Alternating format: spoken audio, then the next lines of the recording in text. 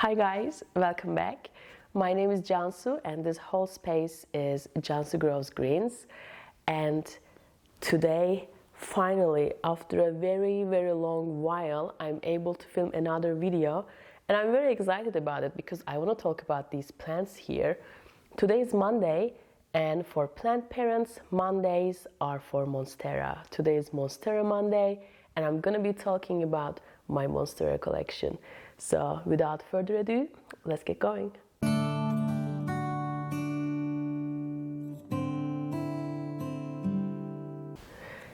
Mushik is here too. Let me show you my trusty cat.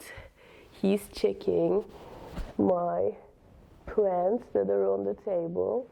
But he's a very good cat. He never messes with them. Right? I know. Okay, go. So, I will be talking about my Monstera collection. I've got quite a few. I've collected over the last 2 years actually. I've collected quite a few Monstera, and I'm going to be talking about them with no particular order. Let me sit, baby. Do you want to let me?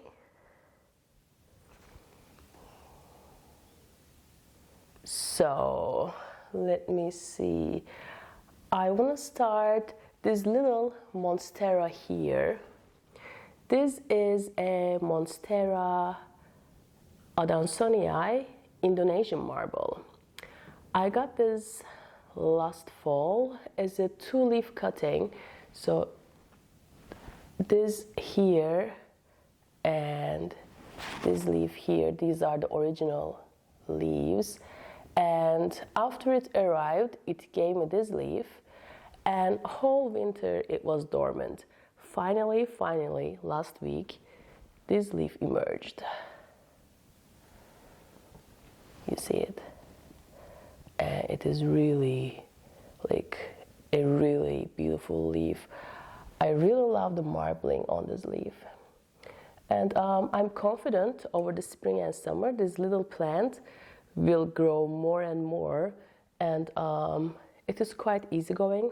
It's in pon as 90% of my plant collection, and this is a really compact, at least for now, and a nice looking plant, and I really enjoy looking at it, and especially this last leaf here, it is very beautiful.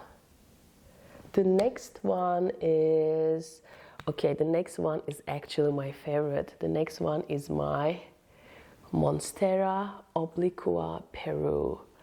I mean, this plant is chef's kiss. I actually have a video where I unboxed this plant, and like weeks later I repotted in pon. I will put it somewhere here. If you are interested, you can go and watch this. But this plant has grown a lot since I got it. Look at the fenestration. It is so cute and so beautiful. And there's a new leaf coming here. Can you see? If my camera focuses here, there's a new leaf coming. But since I got it, this plant lost only 1 leaf actually. And this here, this little one, is one of the original leaves. And this was also one of the original leaves. Then it gave me these 2 wonderful leaves, and this stunted one for some reason, and another 4th one. And I don't do anything special for this plant. This plant is in pon, and it lives in regular room conditions. It is not in a terrarium. It is not getting extra humidity. It is on a shelf here, but it gets a good amount of morning sun. So maybe it is doing the trick, but very beautiful plant. And the prices have come down quite a bit. Even if you get a wet stake or just a 1-leaf cutting, I highly recommend get it. This plant will not disappoint you. My next plant is a more common Monstera. This is a Monstera silta Picana. I got this plant last fall as well, and it was just one big vine. And I wanted to have a fuller pot, so I chopped and propagated it in water. All the cuttings rooted really well in water, and then I planted in pond. That didn't take. That was a bad idea for this monstera. I don't know why. All my other monsteras, not all, but really like almost all my other monstera are in pond and they love it, but this plant didn't like it at all. And it got root rot, and I rerouted it. I had to. And then I lost a lot of the cuttings. But the rest rooted well. Again, I've got here 1, 2, 3 cuttings in total. And it is planted in a soil mix for aeroids. I really like this plant. When it is happy, it's a really easygoing plant, I think. And I really like the silver markings. It depends on the... Okay, my monstera doesn't have those silver markings anymore. It depends on the lighting. Maybe it needs more light, but it gets here like it looks more silvery normally. Like maybe this leaf can give you an idea. But when it has those silver markings, it's a really, really pretty plant. The next one is a monstera. This is also a Peru, I think, monstera species Peru or monstera, I need to check, something with K. Monstera cartenianum, whatever the name is, it's a very pretty monstera, and it is a very, the leaves are very reptilian, like very crocodile looking. Let me show you here. I mean, look at that. Isn't that gorgeous? So this here, this little leaf is the newest leaf, and I want a fuller pot, as one does, but I'm a little bit torn. I don't know if I should propagate this or if I should buy another plant and repot them together. Currently, like, this is just one vine here. I just turn this around and I put it here, and I'm trying to root it into pond. This is also in pond. I hope it works, because I see some aerial roots growing here. Maybe I will not have to buy another plant to have a fuller pot. The next plant, the next monstera, is my most problematic plant in the house, actually, the bane of my existence. It is my monstera Thai Constellation.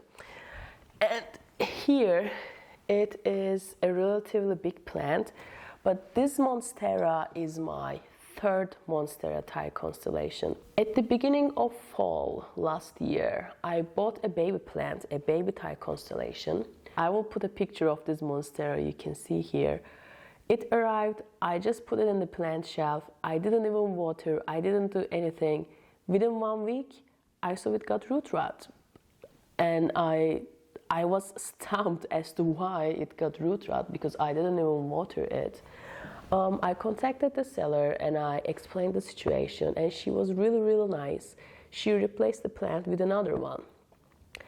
This plant lasted a little bit longer, almost a month, but it also got root rot. I just thought I was unlucky with this plant, or maybe there was something wrong with this particular grower's batch of Thai Constellation. So that was it, end of the story. But then I saw this plant on sale. This was only 99 euros, and considering the price of Thai Constellation, that is quite cheap actually. And it's a big plant. As you can see, it's an adult plant, and this was by another grower. So I bought this plant, and immediately I checked the roots. It already came with root rot. I cleaned the rot, but it still had a substantial amount of roots, and I planted in a really nice soil mix. Quickly after, the leaves started turning inwards, curling inwards, and as you can see here too, that is in monstera. this is a sign of root rot. This plant still has root rot. I then switched it to pond. It's in pond currently, but I know it is rotting inside. And some people told me that Thai Constellation is super prone to root rot, and I've experienced it myself because it's tissue culture. I don't have a lot of information about tissue culture plants. I need to read more about it, but if you know, please let me know in the comments. So some people told me that's the problem of the plant being a tissue culture plant. They also told me they grow Thai Constellation only in water. Some people grow it in perlite. But I think if it grows in perlite, it should grow really well in pond too. But I'm really scared of checking the roots again because I know I'm gonna see root rot. And I don't know. If this plant dies, I promise right now I will never ever get another Thai Constellation. I mean, I have such a love and hate relationship with this plant. It is very beautiful. Like, look at this new leaf here. It was supposed to be a really nice leaf, but unfortunately it's rotting away. The next one is also a variegated monstera, and a monstera I really enjoy. It is my variegated Monstera adansonii. This plant is so cute, guys. This plant is, I mean, I know people really love this plant, and I love it too. And you know what? We've got a point. Look how pretty these leaves are. Like, look at this half moon leaf. Don't be fooled by its beauty. This is a very high maintenance plant in terms of variegation. In terms of care, it's very easy, and it roots perfectly, very easily. It grows like a weed, but in terms of variegation, it's a very high maintenance plant. My plant throws out these completely white leaves, and it's a struggle, guys. These white leaves are very pretty, yeah, but they are not sustainable because they don't do anything for the plant. Actually, it's just for humans' aesthetics. That's it. I know most people struggle with only green leaves. They lose the variegation. My situation is the opposite. It's all white leaves, but I currently switched its spot to a darker place, and I'm hoping it will start giving me these half moon leaves because that's what I want. And that's what you want. This here and this here, this is a really nicely balanced variegation, and that's the variegation we want from this plant. Otherwise, it's either not sustainable or just a regular green Monstera adansonii. My next Monstera is, actually I've got two of them. I've got one here, a new one, my elbow, and I've got another one here in the background.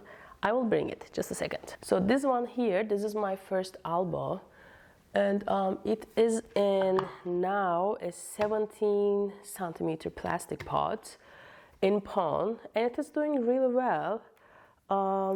And this was a cheap plant. I bought this plant only for, is this thrips? What is that?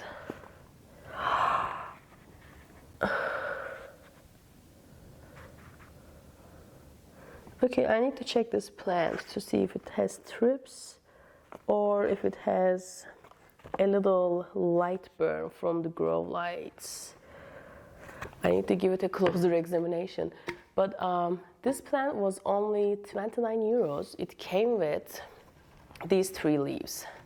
Like this one here, this one here, this is my favorite leaf, and this one. And then it gave me another leaf, but I chopped it off to propagate because the variegation was not very strong. It was not very pretty. I chopped it in the middle of winter, so I guess that was not the right decision because it didn't root. It is still trying to root. I still have the leaf.